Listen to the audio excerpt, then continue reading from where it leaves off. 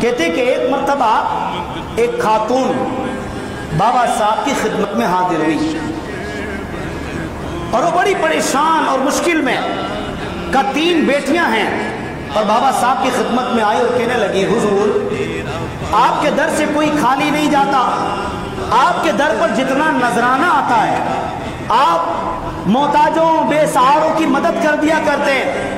کہا حضور میں بڑی پریشان ہوں، میری 3 بیٹیاں ہیں اور شادی کا کوئی انتظام نہیں ہے، سرکار کرم فرمائیے۔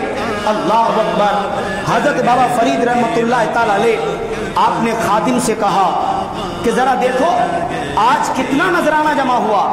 خادم کہنے لگا حضور آج نذرانہ نہیں ہے کہ جو ہم اس سائل کو دیں اور اس کی مراد پوری کریں۔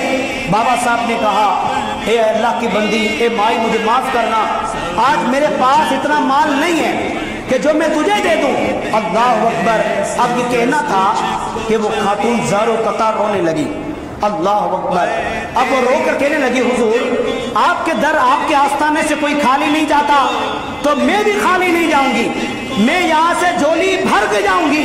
اللہ اکبر۔ آج ہماری ماں کا بھی یہی عقیدہ اور اس وقت اس ماں کا بھی یہی عقیدہ تھا۔ بابا صاحب کی خدمت میں حاضر ہیں اور وہ کہنے لگی حضور آپ میری جھولی بھرے، میں بڑی پریشان ہوں، شادی کا کوئی اہتمام نہیں۔ اللہ اکبر۔ بابا صاحب کی رحمت جوش میں آئی اور آپ نے کہا اے خاتون یہ جو پتھر کا ڈھیلا پڑا ہے، یہ اینٹ پڑی ہے، یہ اٹھا کر کے مجھے دو۔ اس خاتون نے اینٹ اٹھا کر دی۔ اللہ اکبر۔ بابا صاحب اللہ کے مقبول ولی، زبان پہ قرآن جاری ہو گیا، آپ نے اس پتھر اس ڈھیلے پر 3 مرتبہ سورہ اخلاص کی تلاوت کی۔ کہیے سبحان اللہ۔ حضرت بابا فرید گنج شکر رحمت اللہ تعالی علیہ آپ نے 3 مرتبہ سورہ اخلاص کی تلاوت کی۔ کتنی مرتبہ؟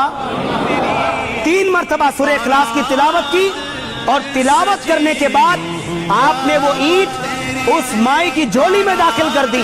اس خاتون نے جب گھر جا کر اس کپڑے سے اینٹ کو دیکھا، کپڑا ہٹایا، اللہ تعالیٰ نے بابا صاحب کی پھونک کی برکت سے اس پتھر کو اللہ نے سونے میں تبدیل فرما دیا۔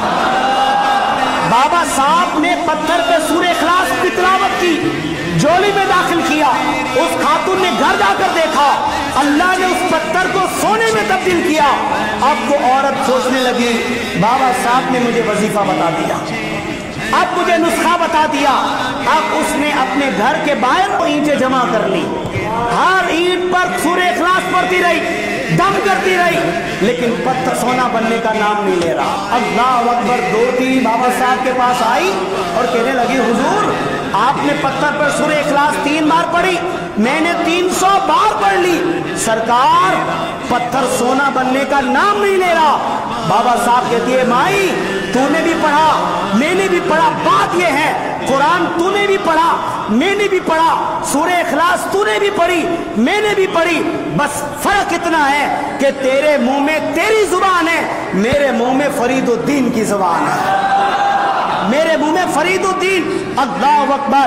یہ اللہ کے ولی ہیں، ارے جب پتھر پہ دم کرے اللہ تعالیٰ اسے سونا بنا دے، جب مریدوں پہ نظر ڈالے تو پھر اسے جنتی کیوں نہیں بنا سکتے۔